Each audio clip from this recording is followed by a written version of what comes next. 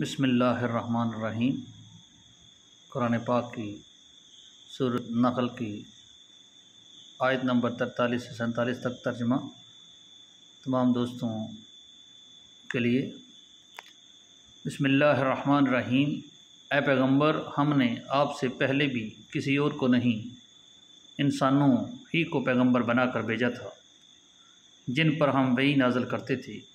اے منکرو، اب اگر تمہیں اس بات کا علم نہیں ہے تو جو علم والے ہیں ان سے پوچھ لو۔ ان پیغمبروں کو روشن دلائل اور آسمانی کتابیں دے کر بھیجا گیا تھا۔ اے پیغمبر صلی اللہ علیہ وآلہ وسلم، ہم نے آپ پر بھی یہ قرآن اس لیے نازل کیا ہے تاکہ آپ لوگوں کے سامنے ان باتوں کی واضح تشریح کر دیں جو ان کے لیے اتاری گئی ہیں، اور تاکہ وہ غور و فکر سے کام لیں۔